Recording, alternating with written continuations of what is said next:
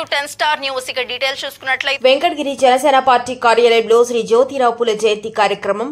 మహారాష్ట్రకు చెందిన ప్రముఖ సంఘ సంస్కర్త, ఆలోచనాపరుడు, ఉద్యమకారుడు, కుల వివక్షను రూపమావటానికి, మహిళలు, అణగారిన వర్గాలకు విద్యను ప్రోత్సహించడానికి ఆయన చేసిన కృషికి ప్రసిద్ది చెందారు.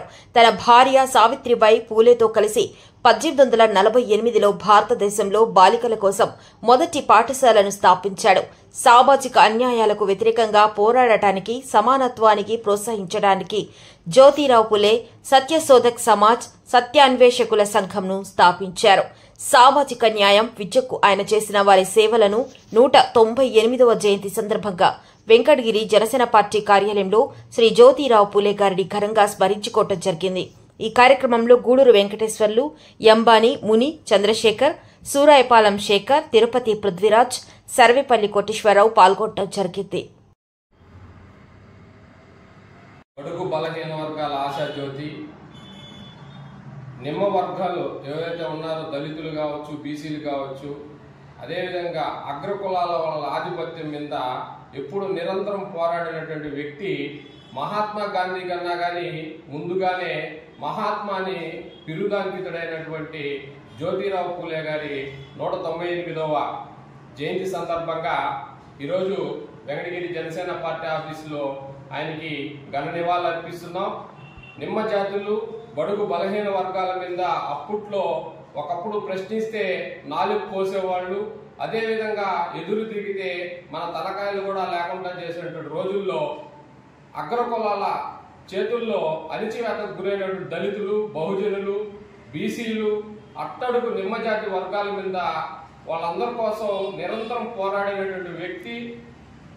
అదేవిధంగా మనకి పూణేలో జన్మించి ఒక పూల వ్యాపారంతో స్టార్ట్ అయ్యి మనకి బడుగు బలహీన వర్గాల్లో చదువుకుంటే మంచి అభ్యున్నత స్థాయికి వెళ్ళగలుగుతామని చెప్పేసి వాళ్ళ భార్యని కూడా సావిత్రిబాయి పూలేని చదివించి ఆమె ద్వారా మహిళలు కూడా చదువుకోవాలనే ఉద్దేశంతో స్కూల్ ఏర్పాటు చేసి మహిళా మనులు కూడా రాణించాలనే ఉద్దేశంతో అప్పట్లో మనం గతంలో తీసుకుంటే భర్త చనిపోతే భార్యను కూడా సజీవ దహనం చేసేవాళ్ళు. అటువంటి మూఢనమ్మకాల నుంచి బయటికి తీసుకున్న వ్యక్తి. అదేవిధంగా బరోడా మహారాజా కొలువులో అప్పట్లో బాగా చదువుకున్న వ్యక్తి. ఒకప్పుడు మనకి చేస్తే డాక్టర్ బిఆర్ అంబేద్కర్ కూడా మా గురువు ఎవరంటే జ్యోతిరావు పూలే అని చెప్పుకునేంత స్థాయికి ఎదిగినటువంటి వ్యక్తి. బీసీల ఆశాజ్యోతి, బడుగు బలహీన వర్గాలకు సంబంధించినటువంటి అభ్యున్నతి కోసం కష్టపడి ఎంతో మందిని ఎదిరించి బ్రిటిష్ సామ్రాజ్యాన్ని కూడా అప్పట్లో బ్రిటిషులతో కూడా పోరాడిన వ్యక్తి. గతంలో మనకి నిమ్మజాతి వర్గీయులు ఎవరైతే శూద్రులు, అతిశూద్రులు అనే 2 వర్గాలు ఉండేవి.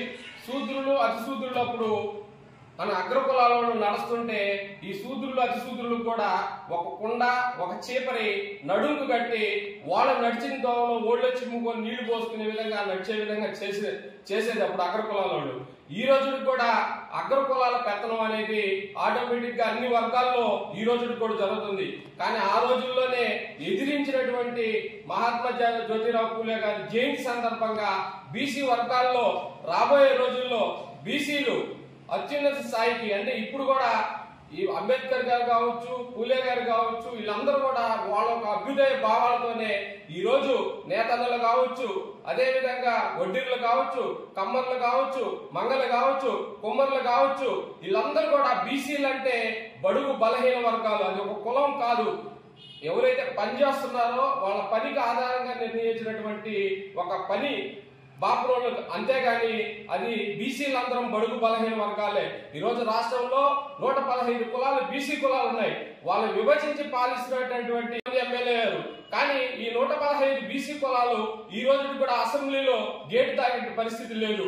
వడ్డీరన్న కావచ్చు, కుమ్మరన్న కావచ్చు, సాగలన్న కావచ్చు, మంగళన్న కావచ్చు, చేనేతలు కావచ్చు, వీళ్ళెవరు ఈ రోజు అసెంబ్లీకి పోయేటువంటి ఆలోచన కూడా పార్టీ చేయట్లే. కాబట్టి మనమందరం కూడా అన్ని వర్గాల వాళ్ళు జ్యోతిరావు పూలే ఒకటి ఆయన స్మరించుకుంటూ ఆయన నిత్యం ఆయన మనం హృదయంలో ఉంచుకొని బీసీల అభ్యున్నతి కోసం పోరాడాలని చెప్పి ఈ జయంతి సందర్భంగా తెలియజేస్తూ జై జనసేన, జై హింద్.